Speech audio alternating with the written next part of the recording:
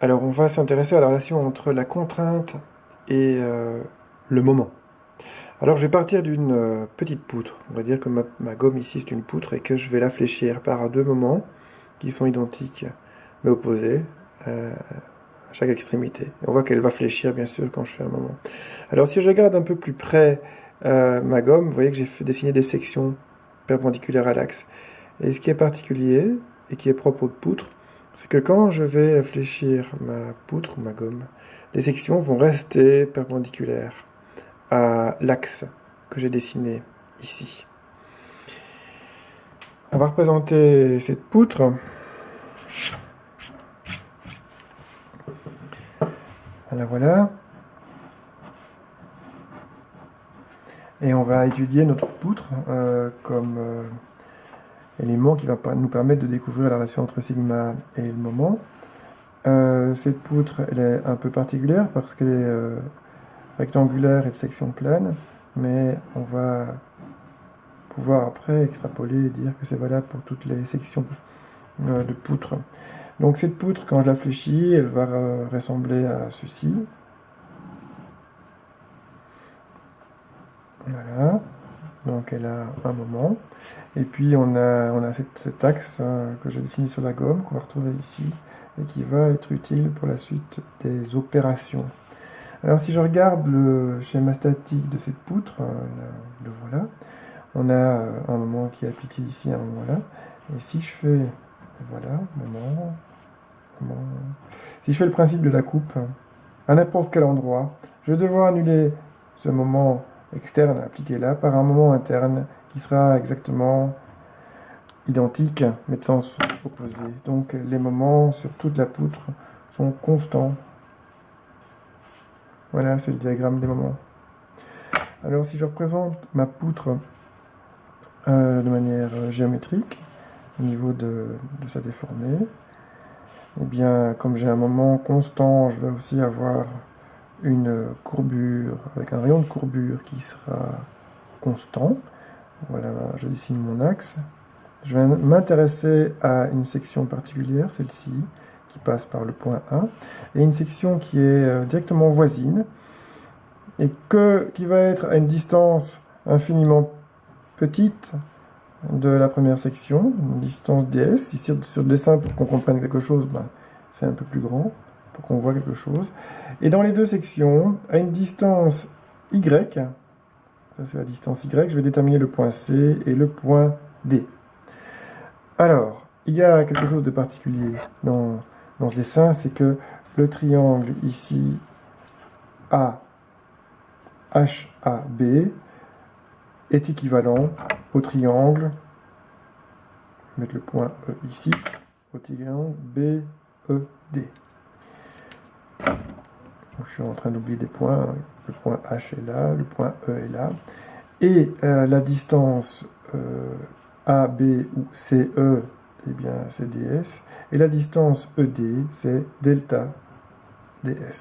Ok, je reviens à mes triangles homothétiques. HA sur AB est égal à EB sur ED. Ok, je vais écrire ça. HA sur AB égale BE sur ED. Et puis je vais les remplacer par ce que j'ai écrit ici. ED, c'est delta ds. BE, c'est Y. HA, c'est ρ. Ρ étant le rayon de courbure. C'est ρ. Et AB, bah, c'est ds. Ok.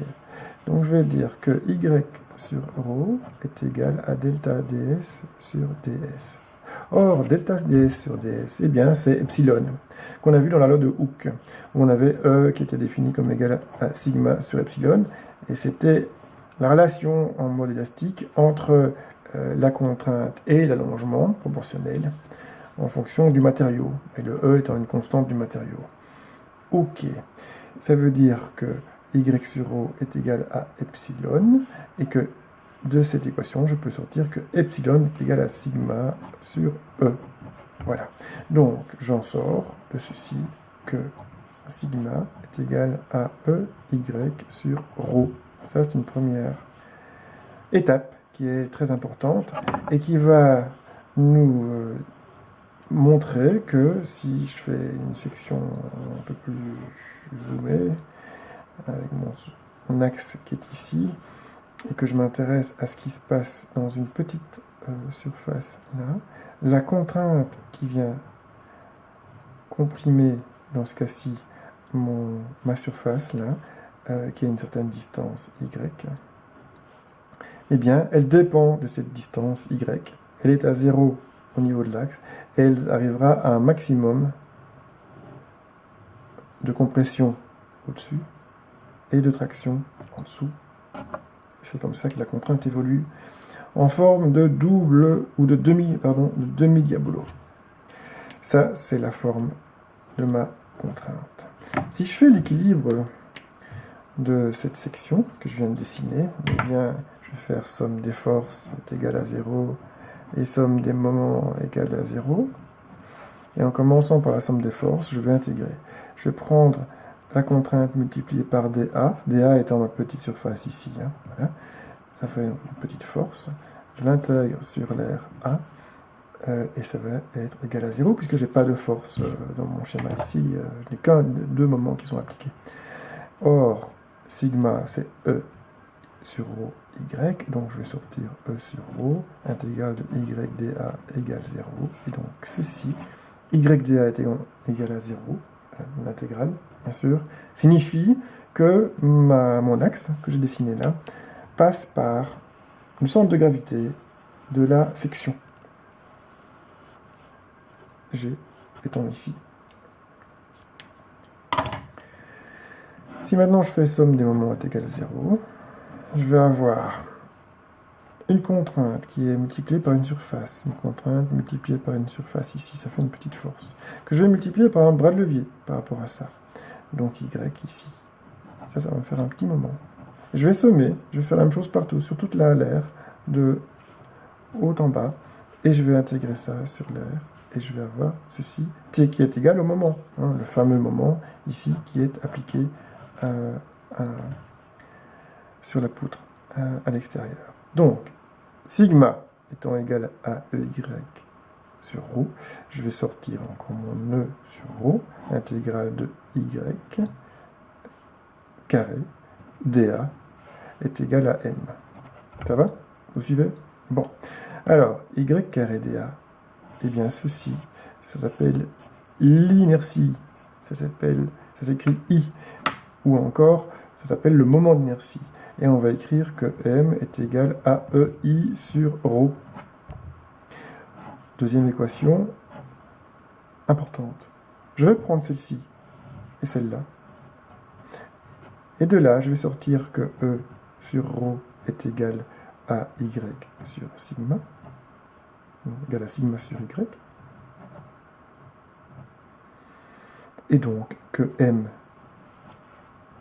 est égal à sigma sur Y fois I.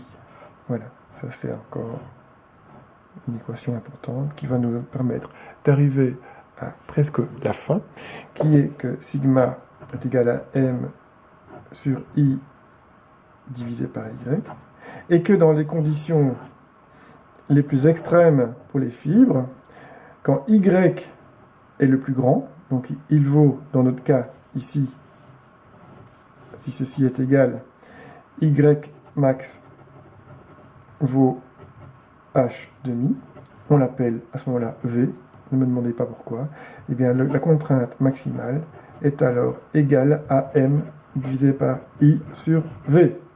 Et c'est cette équation que l'on cherchait.